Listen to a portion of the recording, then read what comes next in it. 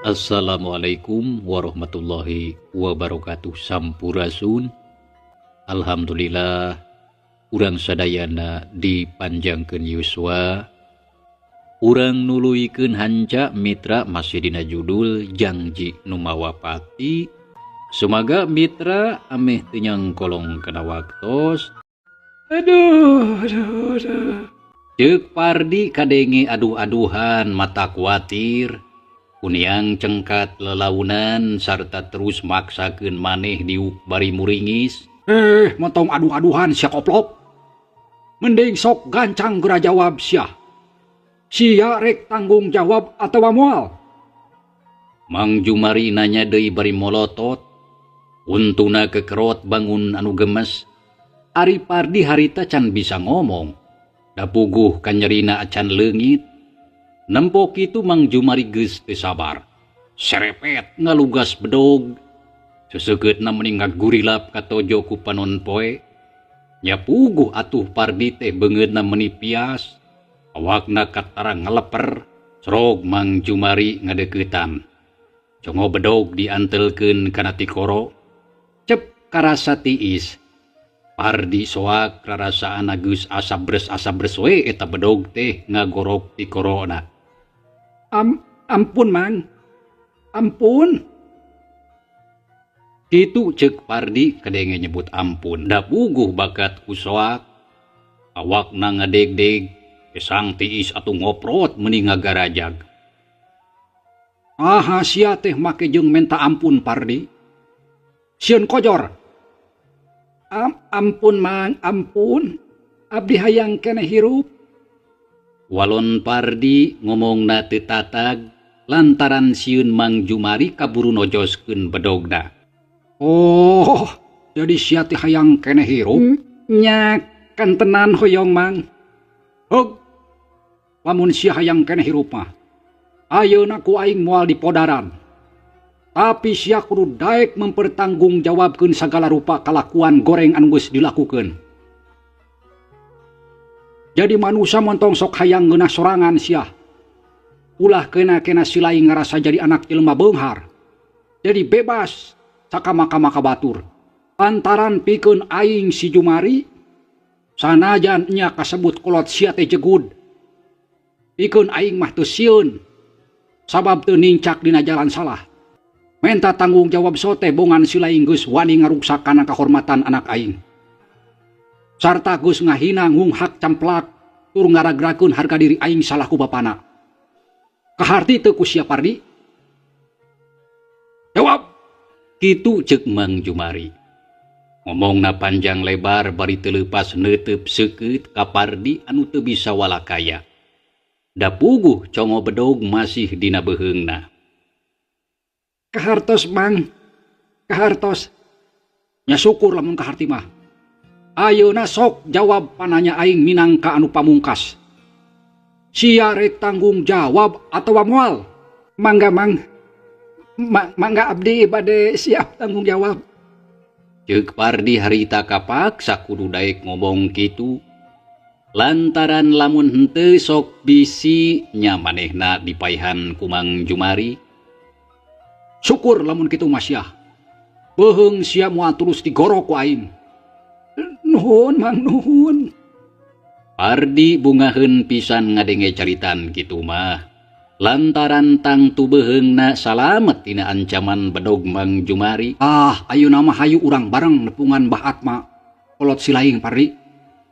Sangkan maraneh nanyaraheun kana sakabeh kalakuan anu geus dipigawe kudu jadi anakna. Ceuk Mang Jumari bari ngasupkeun bedog kana sarangkana. Sedengkeun ari Pardi ngahuleng diajak nepungan kolotna teh. Manehna jadi bingung kudu kumaha atuh ngomong kanu jadi indung bapakna. Da geus pasti bakal reuwaseun. Kunaon kala ngahuleng Pardi? Hayu urang nepungan kolot maneh. Mang, kumaha saupamina salira Mamang mah tong sareng ayeuna? Naha sia? Naon maksudna? Si laing teh make ngalarang ka aing. Nah harek mungkir sia. Sanes kitu Mang, Kieu maksud abdi teh. Kumaha pami ayeuna mah abdi hungkul anu bade nepangan kapun Bapak mah. Abdi seja unjukan anu sajalan terahna supados Abah sareng ambu teu ruaseun teuing. Margi tangtos pasoalan ieu teh bakal ngajantenkeun aranjeunna bendu. Samalah moal henteu abdi teh bakal disiksa kupun Bapak lamun atos uningaeun mah kana laku lampah abdi. Tah, itu Mang. Itu ceuk Pardi ngomongna leuleuy teu cara samemehna. Oh kitu. Nya kaharti ku kuring oge geus pasti bahat mah oge bakal ambek. Tapi saterusna rek kumaha? Kieu Mang, abdi bade mundut heula waktos sadinten kanggo wawartos kanu janten sepuh supados tiasa badanten anu laluasa. Tah, dina dinten enjingna abdi bade dongkap sareng pun Bapak ka bumi. Maksud teh ka bumi Mamang kanggo ngarengsekeun ieu pasoalan ku cara anu sasae-saena. Tah kitu usul abdi mah, kumaha ditampi atanapi henteu, Mang? Ceuk Pardi harita ngajelaskeun anu jadi maksudna. Oh, kitu.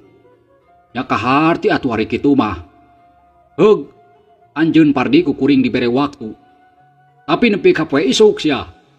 Tapi awas si laing ulah teu datang. Mangga, Mang. Mangga tangtos abdi baris dongkap moal jalir. Walon Pardi gancang ngajawab lantaran sieun diasongan deui bedog.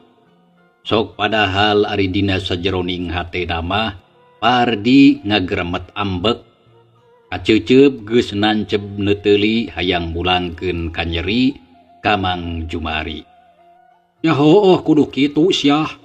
Sabab lamun henteu beuheung si laing geus pasti bakal ngagelenceng ku bedog aing yo. Sing inget sia Pardi.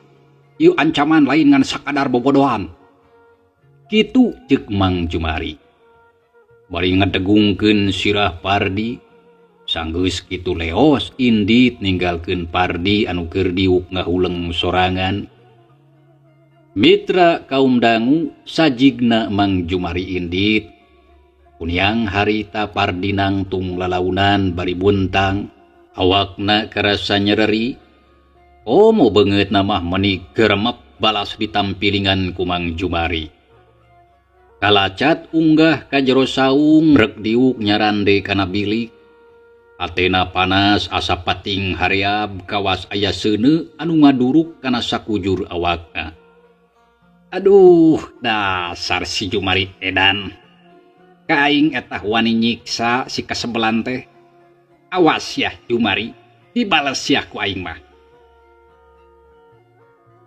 Tapi kumaha carana aing bebeja kasih Abah. Lamun seug aing kudu terus terang, geus pasti si Abah bakal ngamuk. Sajabat ti kitu bapak aing teh gede ambek jeung galak deui. Puap-puap aing bakal menang panyiksa anu kadua kalina kaya kieu mah.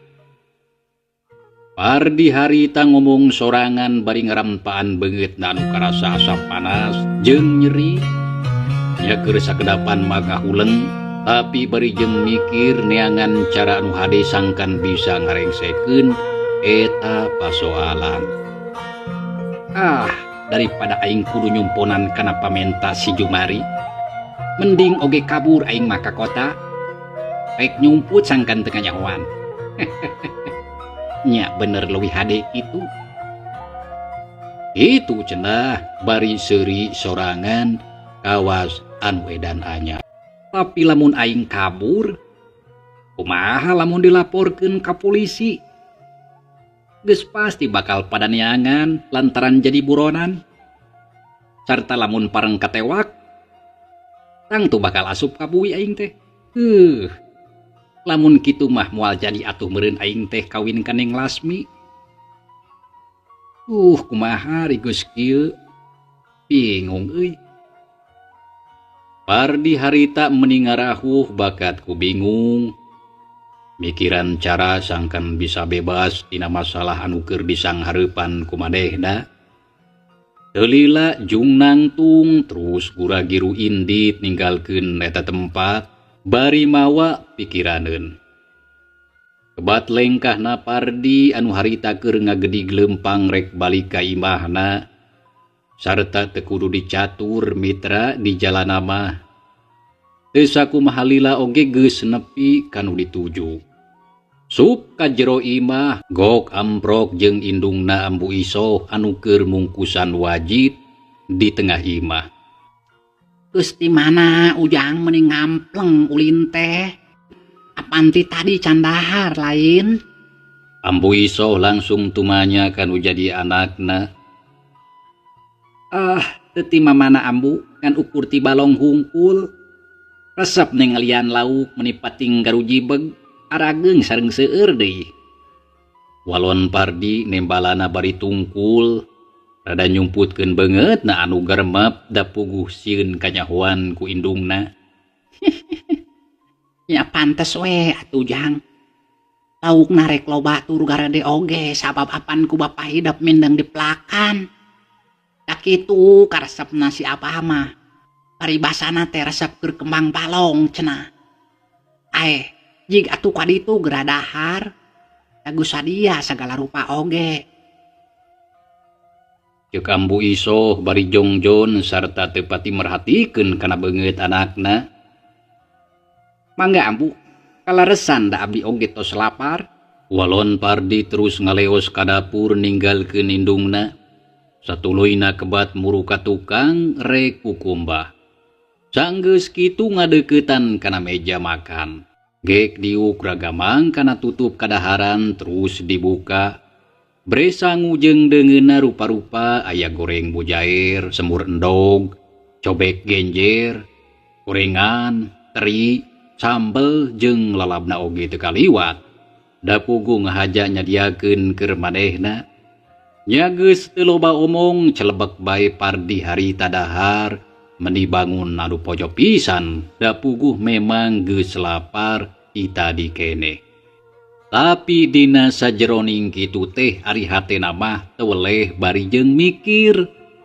Sabab can manggih cara anu hade keur mulangkeun kanyeri ka Mang Jumari anu tadi geus wani nyiksa.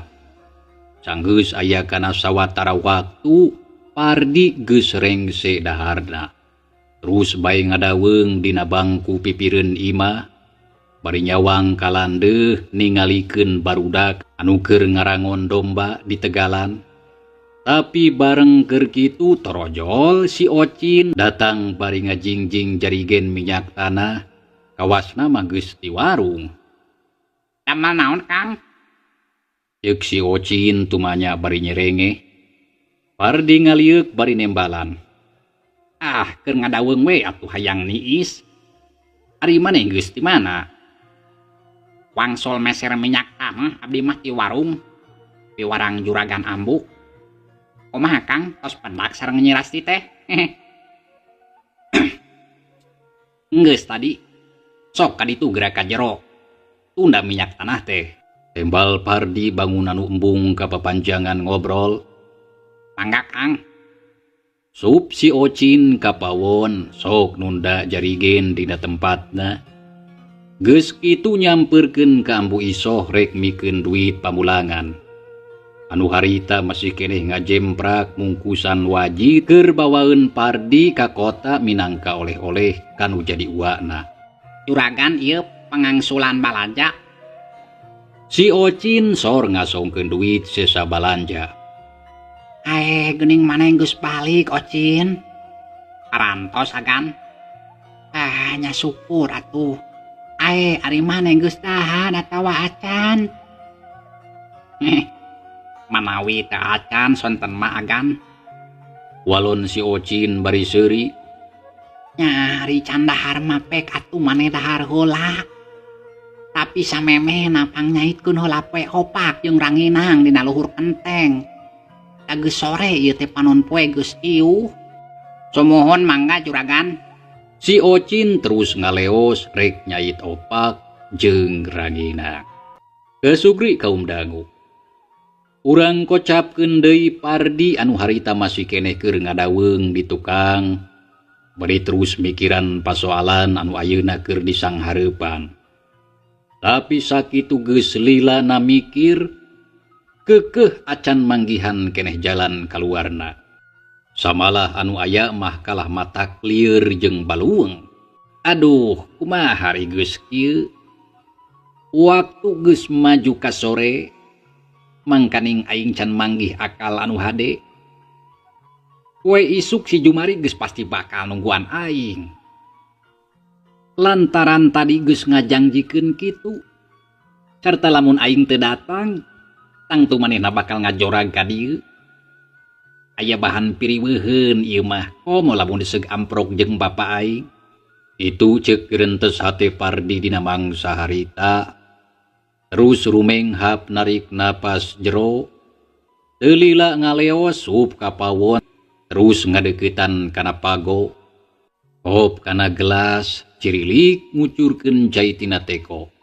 Regot nginum, sabot keur kitu Pardi ngareret kana jarigen minyak tanah anu tadi ditunda ku si Ocin.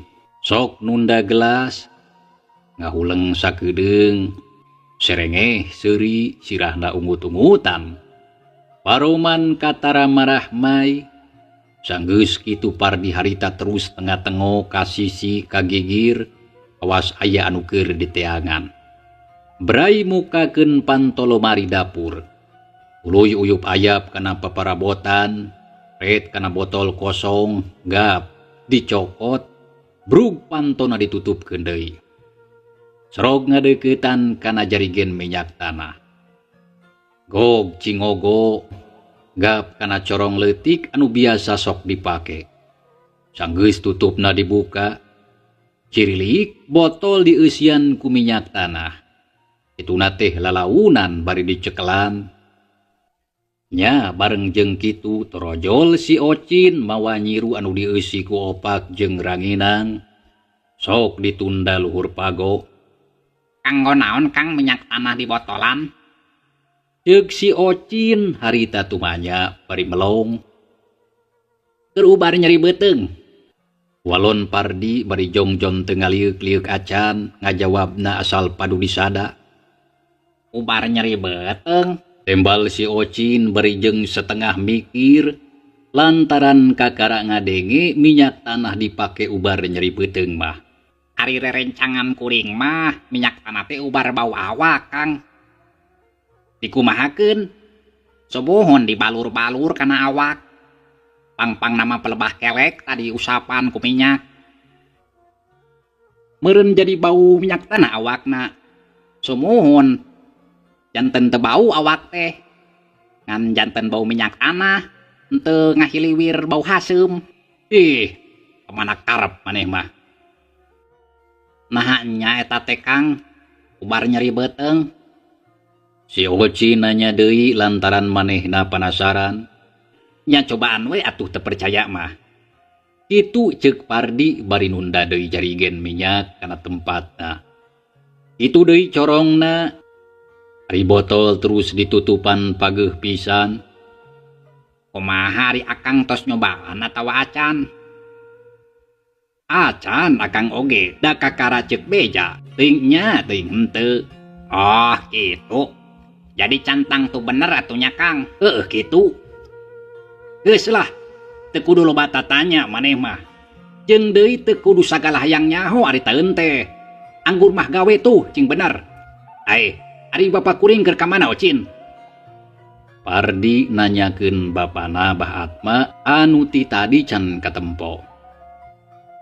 Juragan Abah mah tadi teh angkat nguseup sareng Mang Ehon. Oh, baruk indit nguseup. Nya teu naon atuh da karesepna. Walon Pardi satuluyna ngaleos ka tengah imah. Botol minyak oge dibawa ka sampak indungna ambu isoh keur beberes ka karareng setina pagaweana. Pardi kebat ka kamar, kuat cucul-cucul ngalaan baju. Sarta disalin kuno weuteuh, hop kana tas ransel, bus ngasupkeun barang pribadina nu kaasup penting. Gap kana botol minyak tanah terus dijungjungkeun bari dialak ilik. Wah, siga nama cukup sakit oge loba lah aya siga nama saleteureun kurang. Nah mun teka pikir tita tadinya lamun kieu cara nama geus pasti urusan aing beres. Ceuk Pardi dekul minyak tanah teh dibungkus kalayan rapih jeung buni sarta geus kitu masup kana jero tas ransel serelek diseletingan. Satuluina digandong dina tonggong rap make sapatu sanggeus sagalana dirasa tarapti. Pardi keluar ti kamar gok amprok jeung indungna. Ujang rek mana? Geuning mending geus sagedang dan. Tanya Ambu Iso bangun anu heran. Ambu, abdi teh bade ayeuna we angkat ka Bandung teh. Walon Pardi bari neuteup ka indungna. Nah meniru rusuhan, lain rek isuk indi teh. Leres Ambu satadi nama. Mung abdi teh hilap deui lamun dinten enjing teh tos gaduh janji sareng rerencangan. Mangkaning tos paheut pisan. Tapi apan geus rek kurit ieu teh. Nah kira-kirana bakal aya oplet kitu anu kadayeuhkeun wayah kieu. Ah aya Ambu oplet mah teu aya soteh di dieu. Dari di jalan raya masok aya. Mung rada telat hungkul sakedik. Padahal mah isuk we atuh Jang. Subuh keneh ti dieuna. Ambu teh sono keneh kakara oge kamari balik teh. Ayeuna geus indit deui. Ambu Iso katarahan jelu rek ditinggalkeun kudu jadi adakna teh. Tapi nyadalah di kumaha. Sabab ayeuna mah anakna geus nganjrek di kota. Samalah geus meunang pagawean anu matu sakumaha anu dipikahayang ku manehna. Nya kumaha atuh Ambu abdi teh sanes teu hoyong. Tapi Ambu teu kedah salempang. Margi dina sasasi atanapi 2 sasi sakali nyatang tos abdi oge bakal wangsul ka dieu. Nya kade atuh ulah henteu Ujang. Pardi unggeuk tanda nganyakeun kana caritaan indungna. Ambu, punten pangsaurkeun ka Abah, wirih abdi angkat ayeuna. Nya teu nanaon. Keun ku Ambu dibejakeun. Tapi lamun bisa mah tungguan we atuh sakedeung mah sugan moal lila oge balik. Da eta si Abah mah beut kalah indit nguseup geura. Tadi di tengah poe can balik. Rupina moal tiasa Ambu. Margi abdi bilih kapoekan di jalan. Nya heug atuh ari keukeuh kitu mah. Ujang itu oleh-oleh bawa keur burueun ulah hidap. Wajit sirsak jeung peuyeum ketan hideung. Karesepna eta teh moal teu bungaheun geura. Geus rapi meunang ngawadahan tadi. Kelanan tungguan sakedeung. Ceuk Ambu Iso bari ngoloyong ka dalomari kop kana jingjingan. Sor diasongkeun ka anakna gap ditampanan ku Pardi. Nya hatur nuhun atuh. Mangga abdi permios Ambu di kantun linggih. Pardi harita ambitan bari munjungan ka indungna. Geus kitu ngaleos dituturkeun ku Ambu Iso nepi ka buruan. Jang, kadenya sing hati-hati di jalan. Mangga Ambu. Ang bade angkat ka mana ieu teh?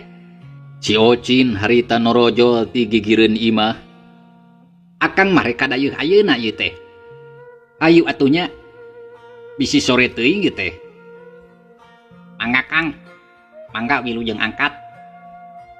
Tembal si Ocin. Nya sanggeus kitu kenceling Pardi indit. Lempangna meuni ngagedig dijajabkeun ku paneuteub indungna jeung si Ocin nepi ka ngilesna. Ocin, geus tong ngahuleng wae. Sok ka ditu domba jeung munding geura parabat. Tah geuning meuni geus reang di sarada harayangeun nyatu. Geus purit geuning ieu teh. Mohon mangga juragan. Ontong sok nyebut juragan ka kami mah Ocin. Ambu we ketu. Teu teu wantun atuh juragan abdi mah. Maha make jeung teu wani. Da maneh mah geus teu dianggap padega, da puguh geus lila cicing di dieu teh jadi tong asa-asa. Sabab kami mah geus anggap kulawarga ka maneh teh. Kitu ceuk Ambu Iso anu memang ngabogaan sikep anu hade. Bager tur nyaahan. Kana rejeki tara pelit. Lamun si Ocin hayang dahar sok dititah nyokotan sorangan. Nya mangga atuh pami kitu mah atuh nuhun Ambu. Jig atuh kaditu geurah rengsekeun pagawean teh. Sanggeus ngomong kitu Ambu Iso ngaleos ka jero imah. Itu deui si Ocin oge gura-giru muruka pipi rek maraban domba jeung munding. Sajroning kitu hatena mah ngarasa bungah lantaran kududungana geus dianggap kulawarga. Memangnya mitra, umanehna oge karasa kanyaahna. Samalah lamun pareng nyieun kasalahan tara ieu dicarekan. Tapi ku Ambu Iso sok terus bae dipapatahan sarta dibenerkeun anu salahna. Nya matak teu heran lamun si Ocin ngarasa betah digawe di dinya teh. Komo deui da manehna mah estuni geus teu indung teu bapa. Cag urang tunda kayaan si Ocin jeung Ambu Iso. Ayeuna urang nyusul lalampahan Pardi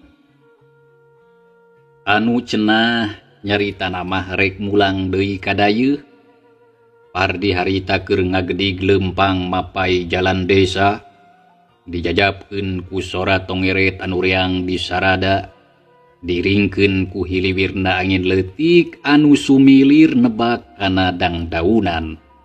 Katempo pating arulang, lar ngaliwat kapal lebah gardu ronda.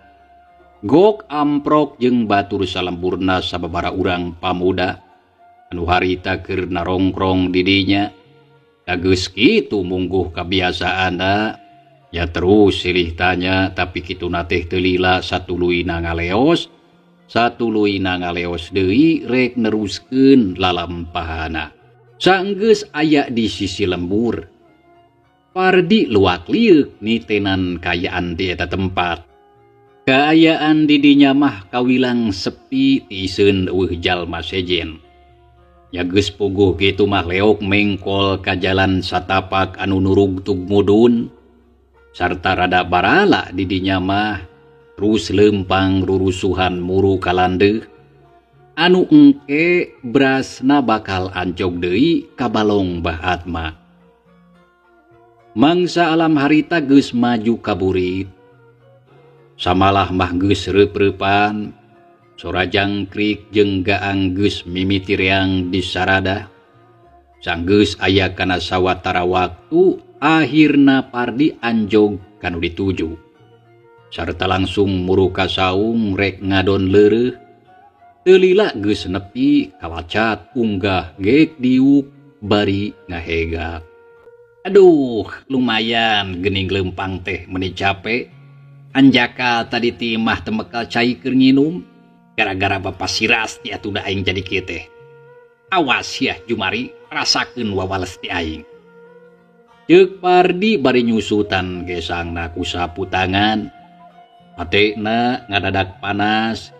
Inget deui ka Mang Jumari anu nyiksa ka manehna tadi beurang. Pardi saeutik oge teu sadar kana marga lantarana. Da puguh manehna mah ingetna teh ngan ukur kana kasalahan batur. Bari teu sadar kana lalampahan sorangan anu geus nincak dina jalan anu salah. Sarta kacida ngarugikeun kanu sejen. Wayahna we aing teh kudu leureuh heula di dieu bari nungguan peuting.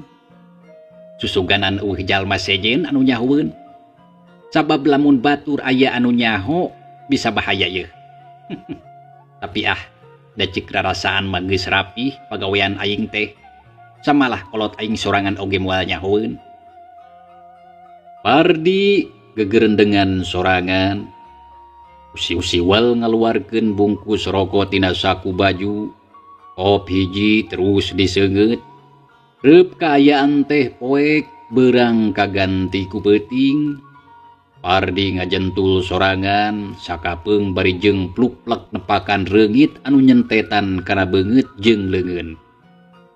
Tas ransel ditunda gigireun. Pardi diuk nyarande bari ngelepus udud. Kaayaan didinya estuning sepi jempling anu kadenge ngan ukur sora sasatuan leutik jeung sora cai balong anu ngocor tina talang.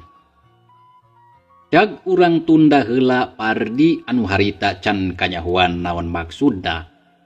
Make jeung cicing didinya mitra. Tapi cak heula ieu carita urang tunda heula nya. Insyaallah mitra kin urang lajengkeun deui. Hatur nuhun kana naon rupi beratosana. Wilujeng kantun. Wassalamualaikum warahmatullahi wabarakatuh.